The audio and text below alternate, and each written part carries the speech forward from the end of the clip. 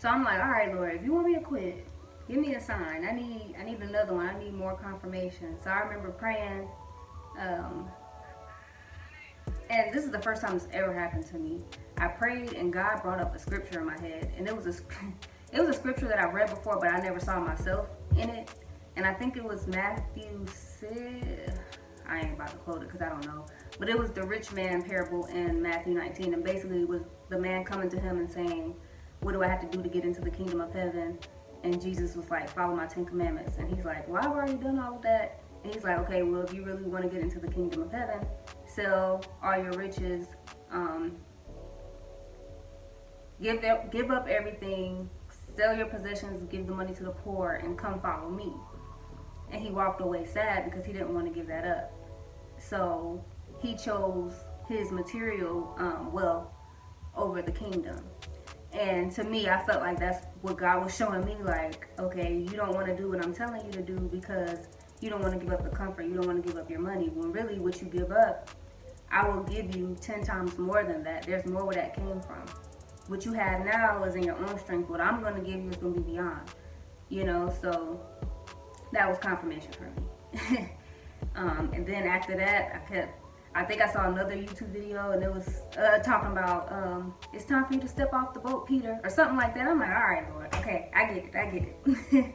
And I kept seeing stuff. I think I still was kind of going back and forth.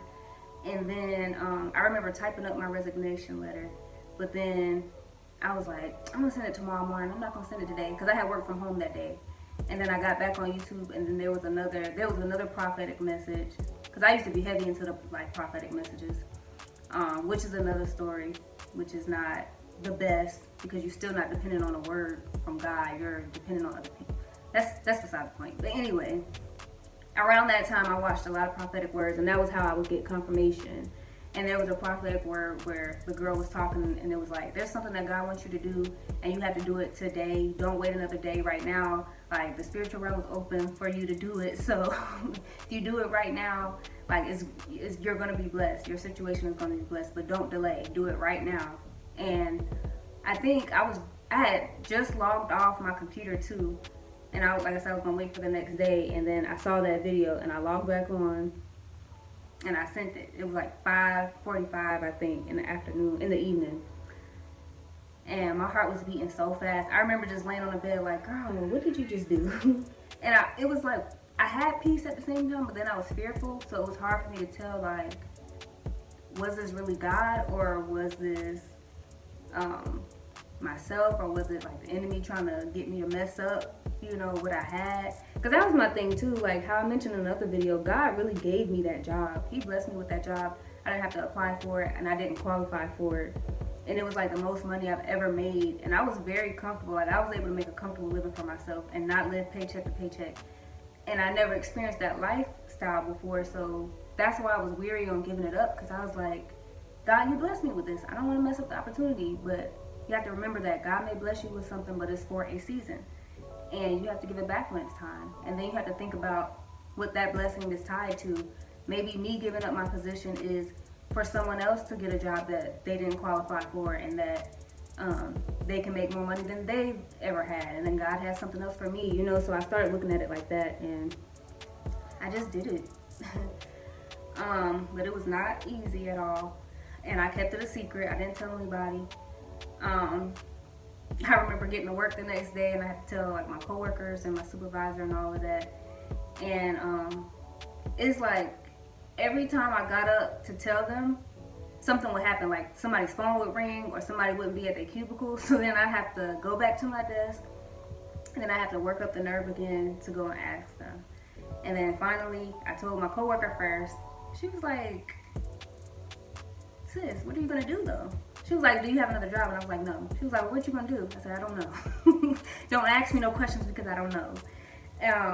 But she was still supportive of it. I didn't get as much backlash as I thought I would get, luckily, because I feel like that may have like played with my mind a little bit. But at the same time, my mind was so made up that regardless of what anybody said, I would have still done it, And then at that point, I had already put in the resignation, so it was already done. But she supported me. She was happy for me, whatever. But she was like, but I'm worried about you though because But I know you'll be all right. So then I told my supervisor, and I guess he was pressed. I feel like he was more pressed that he was going to have to find somebody else to do my work. But he understood too. He really ain't making no big fuss about it, and I feel like he already knew because we've had talks about it before, and I was saying how I was wanting to leave, at least within the next year. So I feel like he kind of knew it was coming. And then I had like 2 new coworkers that were in our section, and they were kind of like, well, dang, like we just got here. But they were supportive too. Everybody was supportive, and like the word kind of spread, and everybody was kind of just asking me, so what you gonna do? What's next? And I ain't had no answer, and I had to just say, I don't know. And I remember one of my coworkers, she was like, you got a good husband. I wish my husband would let me quit and he'd take care of me. And I'm thinking like, girl, I ain't got no husband. I ain't got nobody to take care of me. I don't know what I'm gonna do. I'm just doing it. And a lot of them were like, I wish I could do it. And that kind of made me feel better too, because it makes me realize like a lot of us be stuck in positions. We feel like we're stuck and we're not happy, but we stay there because we feel like, well, what else can we do? And even though they were like, well, what's next for you? They was like, I'm kind of jealous. Like, I wish I could do that. I wish I didn't have no kids or, no husband, like whole family that I was responsible for, to where, I could just pick up and go. So that kind of made me feel better too. And then I remember, like on my last day, people were kind of like stopping by my cubicle and stuff. I ain't really gonna tell nobody, but that word spread real quick.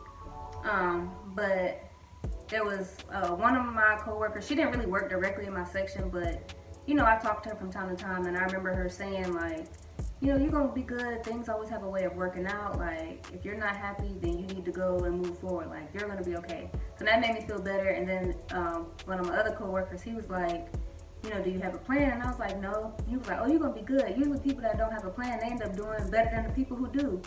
You're gonna end up making it big. And I was like, that was God speaking to you right there. That was God. So that made me feel better. I'm like, all right, yeah, I'm doing the right thing. And I remember driving off, and like I said, I was scared, but I was at peace. Even driving to work that day, the day after I put in my resignation, I remember I cried like the whole way to work. But it wasn't a sad cry. It was just more like I knew God was with me, if that makes sense. And the whole way, like I was listening to songs just talking about like giving yourself away to the Lord and really like surrendering your life. And I would always sing those songs, but it just was hitting different that time, because I'm like, oh no, it's time for me to really prove that I believe the lyrics that I say every day. Like, God's put me to the test. Like, you say you love me, you say you're gonna be obedient, then let's see. Keep the same energy. And then like I turned in my badge, and the security officers like that check our badges, they're like, oh, you leaving? You've been here for so long. I'm like, how do y'all even remember like when I started? It's crazy how you don't realize like people who pay attention to like your presence.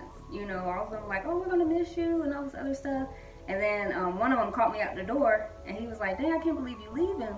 And I was like, yeah, it's time. Like, I've been here 5 years. It's time for a change. I had to go before I got stuck.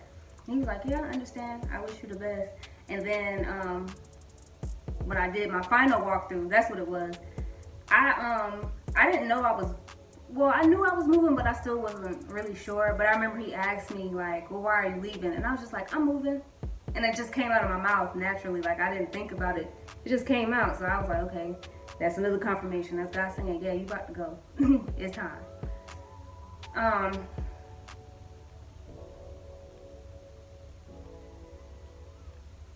else?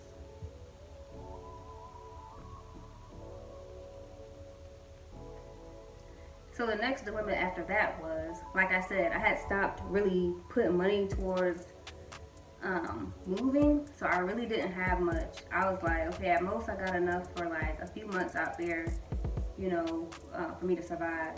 And then scratch that. So I do all of that. Then I get I think I got scared again and still kind of started to second guess. And I was like, well, maybe God didn't really tell me to move. So what I did was I just kind of stayed home for a little bit and kind of rested. I didn't want to rush into anything. So I was kind of chilling for like the first couple weeks. And then I had like another check coming in like that week after. So I was still pretty good. I was really focused on like recording my content and stuff. That's when I was really like posting consistently because I had the time to do it. And I was like, well, maybe God just want me to just focus on my channel and really put the energy into it. And maybe that's when things will start like popping off or whatever. Maybe I'll get another idea. But and then I went to join this church locally in Columbia. I ended up getting baptized, and I was like, well, I'll just start going there and I'll start volunteering at the church. Maybe there's opportunity there. But that didn't really work out. Like I started to, and I did get baptized, and I started to go to church and kind of like tried to build a church community, but it still like wasn't feeling right. And I remember like one day I went to volunteer, and that morning I was scrolling through YouTube waiting to go in, and all I kept seeing like the videos, it's time to move. When are you gonna move? When are you gonna trust God and leave everything? God is waiting on you to be obedient. I promise you. And I was just like, God, I thought we had this conversation. Because I really thought he was telling me to stay. I did. And then I thought it was myself that just wanted to go. And then, matter of fact, the night before that, there was a video playing while I was asleep. And you know how something's playing in the background and you wake up and you just catch that part?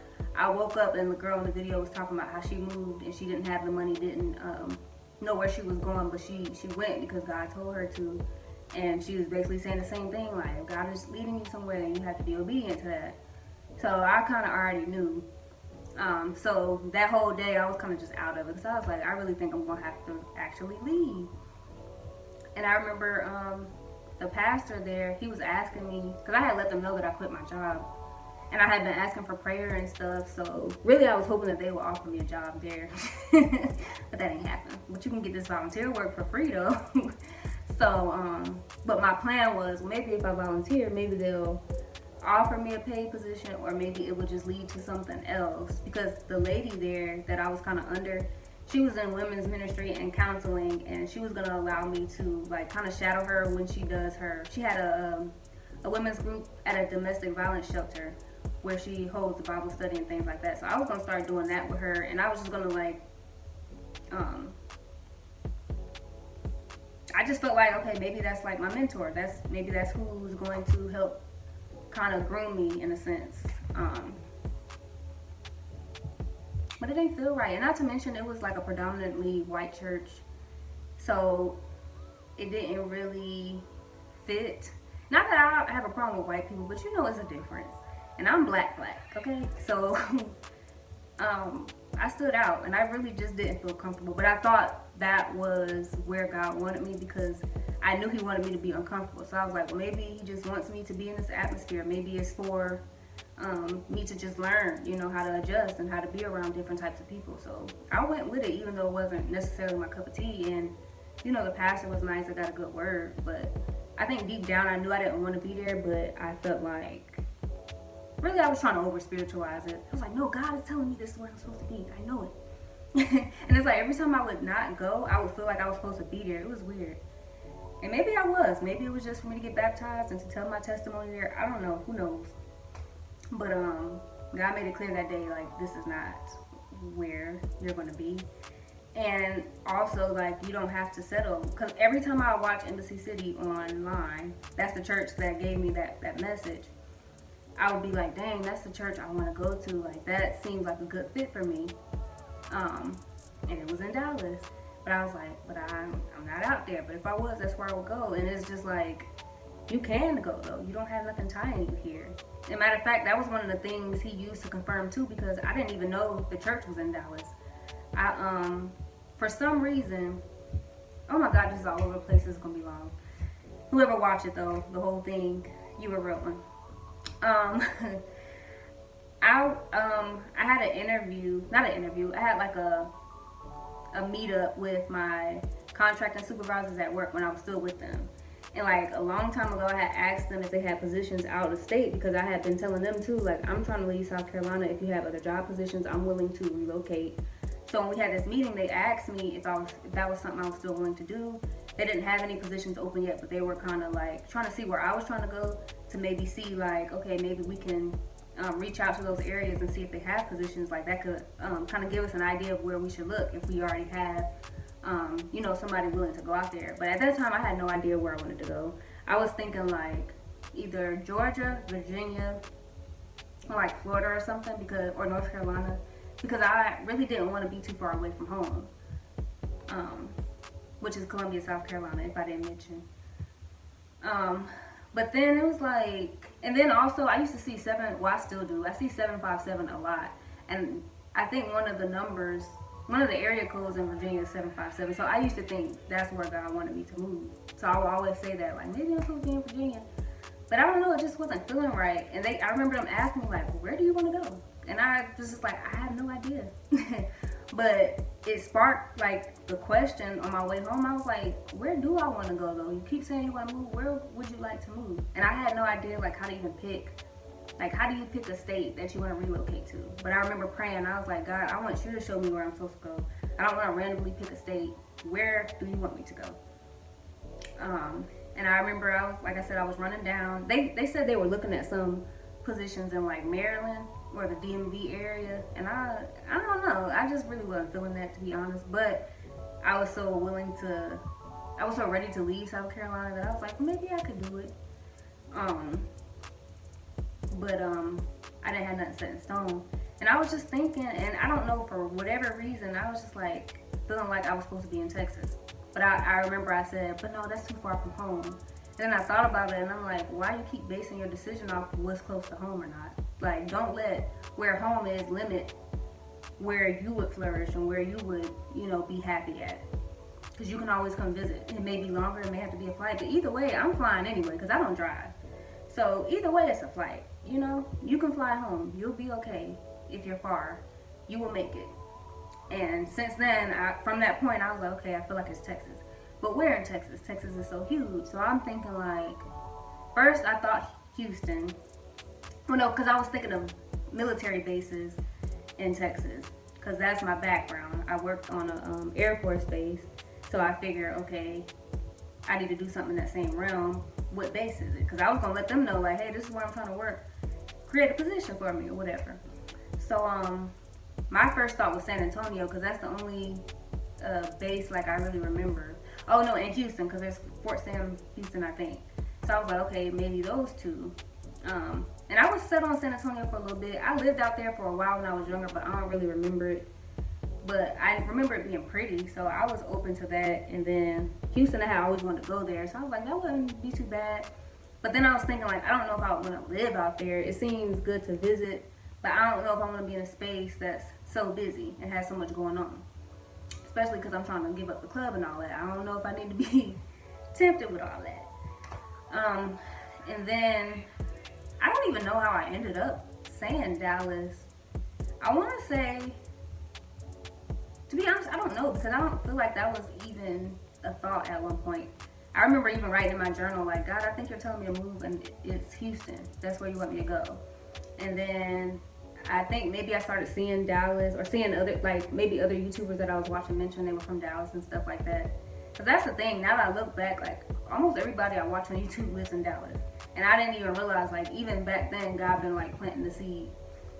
But back to what I was getting at.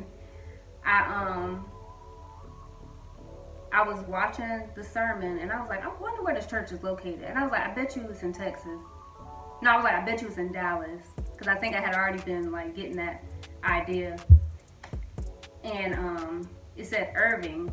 And I was like, well, I don't know where Irving is, but I was like, I bet you it's, like, in the outskirts of Dallas. And I Googled, like, how far is Irving from Dallas? And it was, like, 15 minutes. So I'm like, okay, bet. That's confirmation. And after that, I just kept seeing Dallas everywhere. Even like I said, I was into prophetic words, and like I'm into testimonies and stuff like that, hearing other people's story. And every video I watched where it was like, God told me to relocate, it was always, yeah, and he told me to go to Dallas. every single time. I'm not even exaggerating, to the point where it was scary. And then there was one time where I was like, I'm not watching no more prophetic words, because I had started to get confused, because I was like, I don't know if I feel this because of what I'm watching or if it's really God. So I took a break from it, and I remember going on like a fast. And oh my God, I left out something else. I'm sorry, y'all, just all over the place. So when I was at church that last day and I volunteered, like I said, I knew I was supposed to move, and the pastor asked me what I was going to do. And I was like, I don't know, I feel like I may end up moving to Dallas. And he was like, well, what's out there? And I was like, I really don't know. I just feel led there, and there's a church that I really like out there, and I've been seeing a lot about the area, and it's kind of interesting. So that may be where I go. And he was like, yeah, that's a good area. But then he was like, but then again, like, do you really want to be moving away from family? Like, do you know anybody out there? And I was like, no. My brother's in Austin, but you know, they're about to move back here. They just moved here, so no, I wouldn't really have no family. And then he was like, well, also at the same time, you don't really want to move too much, because then it's hard for God to, what did he say? I don't know if he said it was hard for God to situate you, or if it's hard for God to settle you in a space. And that kind of rubbed me the wrong way, because I'm like, God is with me anywhere I go. And then also, you don't know what my situation, like, he didn't know me, so it's like, he's saying you don't want to move too much. Like, I've been here for 20 years. Like, you don't know my story, basically. I didn't feel like he knew me well enough to be speaking on it, so it rubbed me the wrong way, because it felt like I said, it wasn't many black people there, so I feel like they were happy that I was black and that I was going there, because he was black as well, and the lady that was mentoring me, she was black too. They were the only 2 black staff, and they were really happy that I was joining. So it almost felt like a little bit of, and I'm not even gonna say he had bad intentions, because I really don't feel like he did, but I think it was more so like, dang, you just got here, we was vibing with you, like, we want you to stay, type thing. But it still rubbed me the wrong way, because I just felt like, you know, it was out of bounds. I did. But, you know, now I'm looking back, God might have used him to disagree with me on purpose, just to see what I would do, to see if I would listen to him, or to see if I would stand on what I felt like I was saying, you know. So like I said, I don't want to be so quick to be like, oh, he was hating, or he was trying to hold me back, because I don't really feel like that was the case. I feel like he had good intentions, and he was trying to look out, because he was saying how he left home, and, you know, if he could do it all over again, he would have stayed with family. So I think really he was just trying to give me some advice. But it's still, like I said, I think that disruption in my spirit was God letting me know, like, that's not what I'm telling you to do. And you don't listen to what other people say. You have to stand on what I told you to do, or what you feel. Because that's my problem. People pleasing, or I'm always needing confirmation from other people to see if something is a good idea. He's trying to get me out of that. So I really feel like it was a setup, really, to see what I would do. And it got to me. I'm not going to lie. It made me confused, and for the rest of that day, I was just like, I don't want to be here. And I went home, and I knew I just wasn't coming back. And that was finally when I admitted, like, I don't want to be at this church. And there's nothing wrong with that church, but I just knew that wasn't where I was supposed to be. And once I finally admitted it, you know, I felt free. Because that's the thing. Every time I try to control and analyze, I be feeling so, like, stressed out. Then I get to a point where I'm just like, all right, God, whatever. I think I broke down that night too. I was just so frustrated and confused, because I'm like, I done quit my job, I done served in the church, now you telling me that ain't right, when I really for sure thought that's where he was telling me to go. Now it's like, I don't know if you're telling me to move, I don't know if it's the enemy trying to lead me down the wrong path, like, I don't know. So I need you to speak. Like, I don't know. I think I was so frustrated, I remember like pulling my hair. I almost pulled my hair out. Like, that's how bad it was. I was like so done. I was like, I don't know what to do. And then like 5 minutes after that, I was just like, okay, you done got that out, you done threw your temper tantrum, now what? Pick yourself back up and figure out what you're gonna do. You know, you can't break down. You gotta pick yourself back up, and you gotta keep it moving. So that's what I did. And I remember just praying to God, like, I surrender to you again. I'm gonna let you do what you do, and I'm gonna just trust you. That's all I can do. I can't, it's no point me worrying about what's gonna happen, because I can't control it. And I remember going on a fast, like those next 3 days, just to kind of get clarity. And that night I had saw that night I was like, I think I was still back and forth. I had started looking at some other churches in South Carolina because I was like, well, maybe, because I'm not gonna lie, what the pastor said to me kind of got to me, and I was like, well, maybe I am doing too much, or maybe it's not time for me to leave, and maybe God sent him to tell me that so that I wouldn't, make a false move. So I was like, okay, maybe I'm just supposed to be here. So I started looking at other churches, and I found one that was like down the street from the house, and I'm like, okay, maybe I can go here. And then I think I saw another video on YouTube, and it was just talking about like be careful about trying to talk yourself out of whatever God is leading you to. That's what the enemy wants. He wants you to let the fear creep in. He wants you to stay in your comfort zone so that you miss out what God has for you. And again, I got confused again. So I'm like, okay, Lord, maybe you are telling me to go. It was a mess.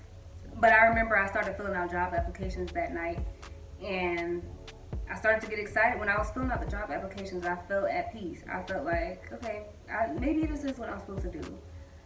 And I just knew that job I filled out the application for that night, I just knew that was my job. I was like, I'm gonna get this job too. I feel it in my spirit. This is for me. I'm gonna end up getting this job, and I'm gonna move out, and I'm gonna have a job as soon as I get there. And it wasn't 2 weeks. If it was even 2 weeks, I think it was like a couple days after that. They was like, thank you for your entrance, but no ma'am. So, yeah, that was that. But at least I had got the ball rolling. So I'm fasting or whatever. And then again, still, I'm like, all right, maybe not. I was kept going back and forth. And then the same person's video that popped up the first time that told me to move, or that I was telling her story, she did another video. And she had moved. When she was moving, she was in the process of moving, and she was like, God telling me the same thing, and I have to go and I have to be obedient, and just pretty much reiterating like, you have to go where God is telling you to go. I know that you don't have the money, I know that you don't have the job or the place to stay, but God will provide the provision if you obey him. And I knew at that point I knew for real. I'm like, okay, it's God. I gotta go, I gotta do this for real. So as you can see, confusion on top of confusion. Hopefully I ain't confused y'all. But that's it for part 2. Part 3 will be posted in the next few days. Thank you for watching, and thank you for sticking with me while I tell my story.